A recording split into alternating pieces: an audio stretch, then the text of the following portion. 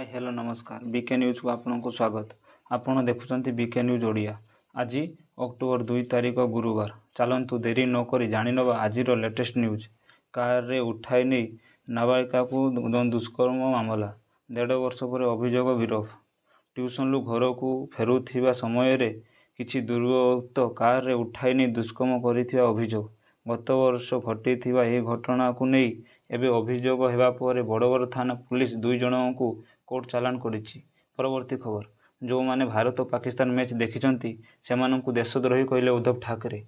Dubai रे अनुष्ठित भारत और Pakistan cricket match को नहीं महाराष्ट्र पूर्वतन मुख्यमंत्री उद्धव ठाकरे एक बड़ बयान देइछंती।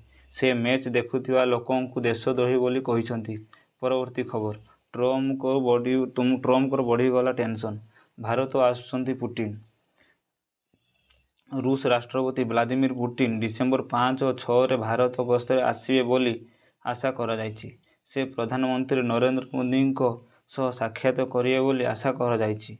परवर्ती खबर, फिलिपाइन्स रे भूमिकंप, मृतकों संख्या 69 को वृद्धि, 150 आहत, बढ़िला मृतकों संख्या। फिलिपाइन्स रे होइथिबा शक्तिशाली भूमिकंप पई प्रथमे 60 जनक मृत्यु होइतिला। एबे मृतकों संख्या बढ़ी 69 को पाइछि। परवर्ती खबर, अमेरिका रे शटडाउन, बिना दरमा रे छुट्टी रे जीवे 7,50,000 कर्मचारी, बंद रहिबो सरकारी office. Central Republican fast bill को न हेबारु जमा पड़िछि। परवर्ती खबर, पार्वण रे ग्राहकों को बड़ झटका, एलपीजी सिलेंडर दर बुढ़िला। अक्टोबर मासर आरंभ होइछि देश रे एलपीजी सिलेंडर मूल्य 16 टंका पर्यंत वृद्धि करा जाइछि।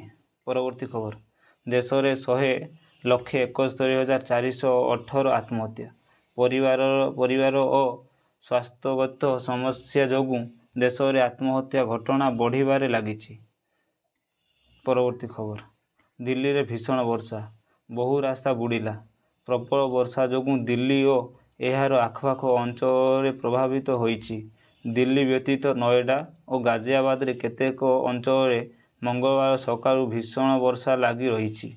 परवर्ती खबर, ओडिशा रणजी दल घोषणा, शुभ्रांशु सेनापति अधिनायक अक्टोबर 15 रु रणजी अभियोग आरंभ करिवे। उप अधिनायक पद रे स्वस्तिक सामल। परवर्ती खबर, आईसीसी रैंकिंग रे कोहली और सूर्य कुमार को पछरे पकाइले अभिषेक शर्मा आईसीसी रैंकिंग रे एक नूतन रेकर्ड स्थापन करिसंती। से एशिया कप रे 7टी मैच रे 314 रन करिथिले, जहाँ तांकर रैंकिंग रे यथेष्ट वृद्धि करिछि। परवर्ती खबर, जेल गले 117 जन, पुलिस एसआई नियुक्ति जालियाती उद्यम मामला रे 14 दिन पई ब्रह्मपुर जेल गले। 117 जन मध्यरु 114 जन आसाई और 3 जन दलाल आंध्र सीमारू एहाकू गिरफ करिछि ब्रह्मपुर पुलिस। परवर्ती खबर, गैस सिलिंडर रु अग्निकांड, रोषेई घरे 2 महिला पुड़ी गुरुतर। रोषेई घरे सिलिंडर ब्लास्ट हेबारु 2 जन महिला गुरुतर आहत होइछंती।